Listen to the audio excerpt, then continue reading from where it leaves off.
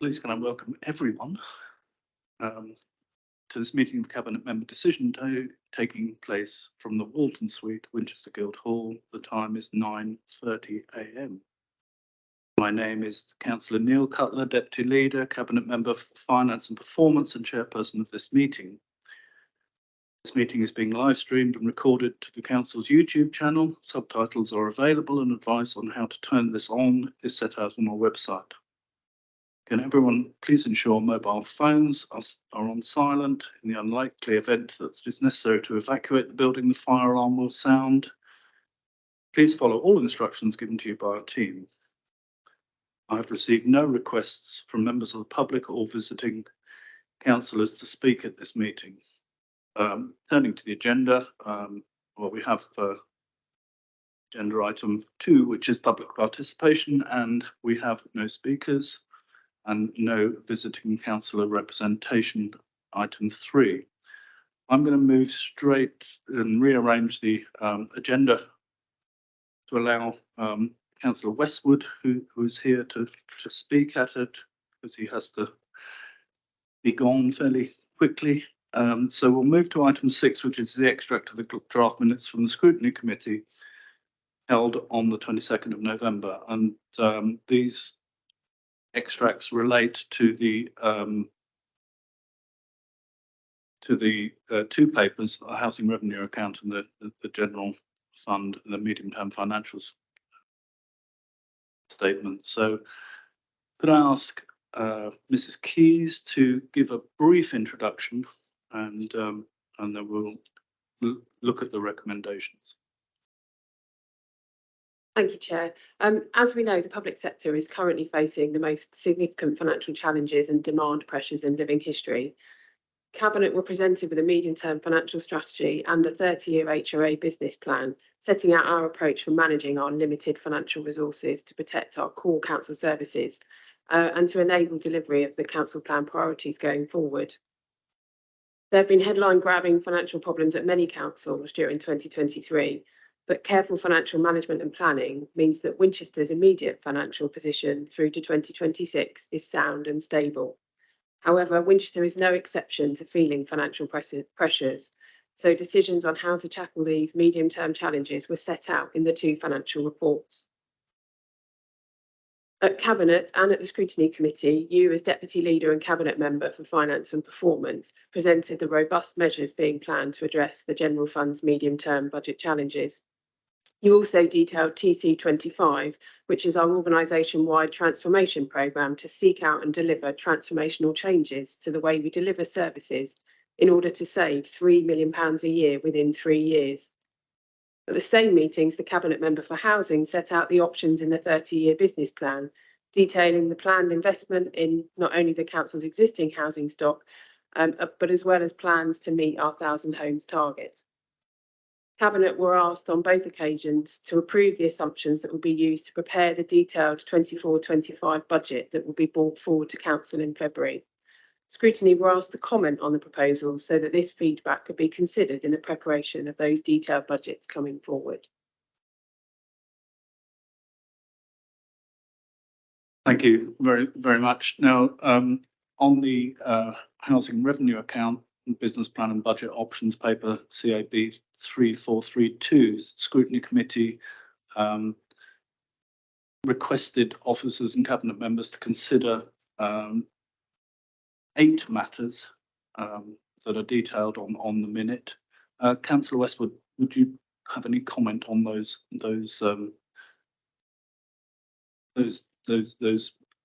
points? Thank you, Chair.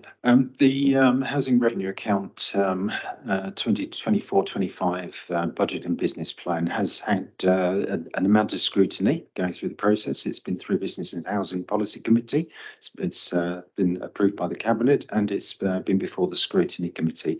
I'm very pleased to take the input from the Scrutiny Committee into our considerations for generation of the final Business Plan HRA report that will be presented in February.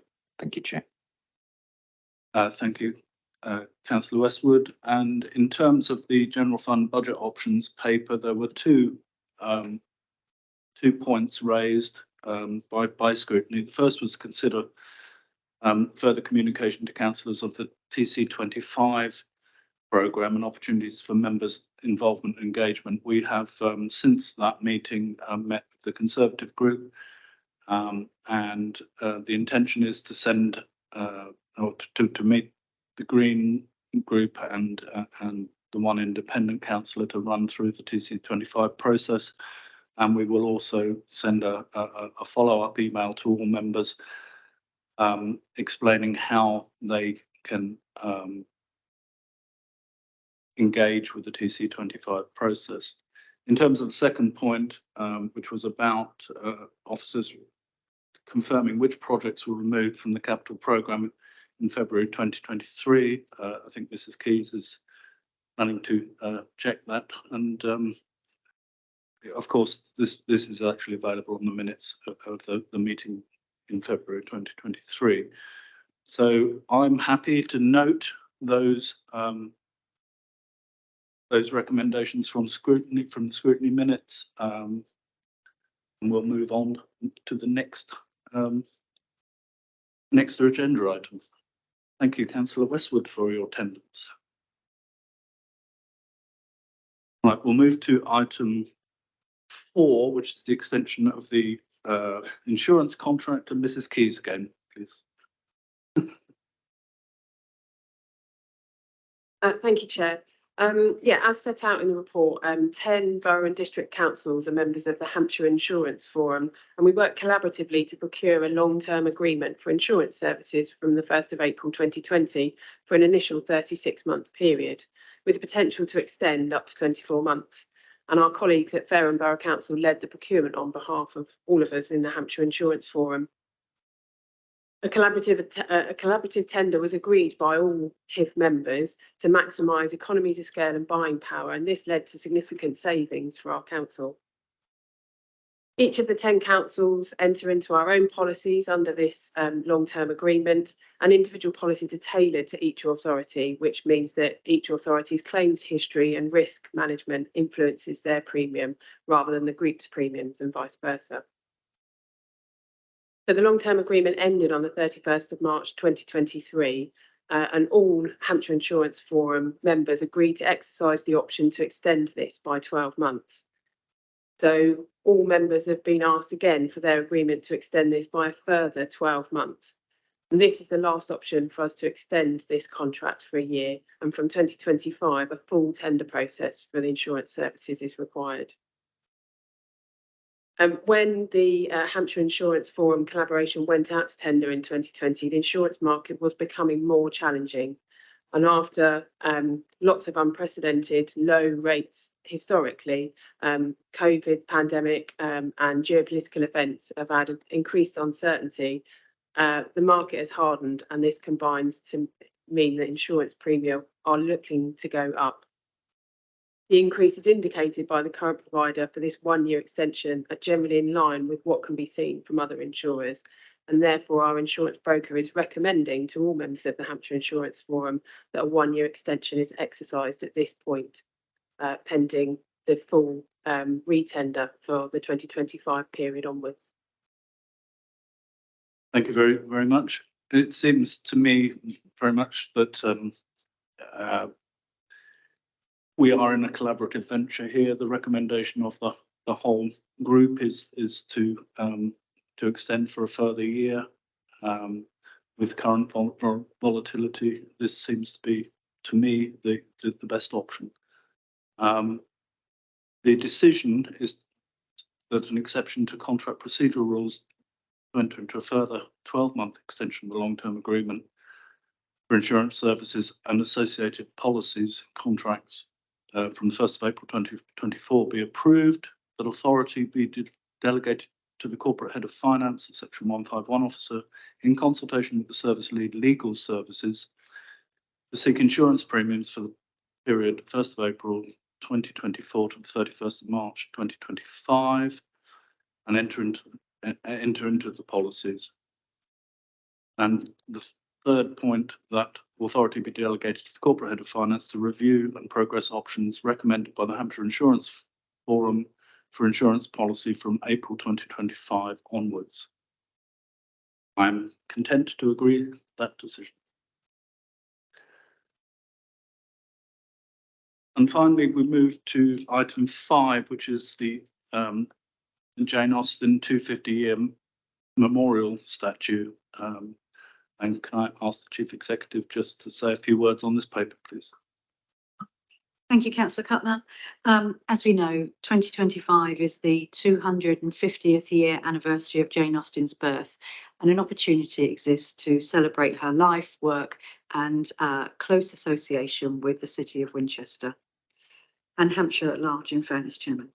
The report sets out that this council has been working across Hampshire to recognise her work in preparation for the anniversary year, just as we have for other anniversaries, such as 2017, when we installed seats so we could sit with Jane.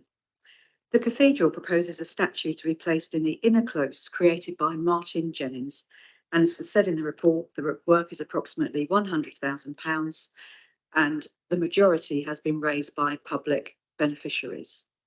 The report also sets out that £10,000 has been requested from the City Council, with the County Council already confirming its £10,000 contribution.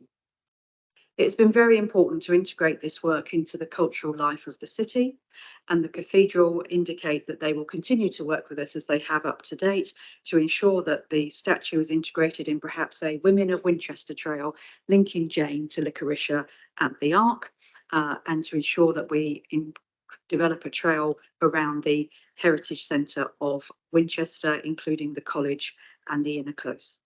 Thank you, Chairman.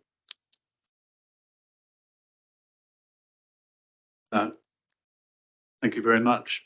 This proposal seems to me eminently sensible. We work with our partners within the city to improve the cultural offering, and this is a significant opportunity, I think, to the city. The decision to be taken is that a capital grant of £10,000 be awarded to the chapter of Winchester Cathedral in support of the creation of the Jane Austen 250-year memorial statue. The financial award be made once work on the original is commissioned. That if funding for the bronze casting not be secured, it be noted that the clay original can be displayed for the anniversary year, and that the chapter work with the City Council in order to incorporate the Jane Austen 250-year memorial statue in trail leaflets and campaigns to provide the opportunity for as many people as possible to see the work both during the anniversary and after. I am content with that decision, and with that I conclude the meeting.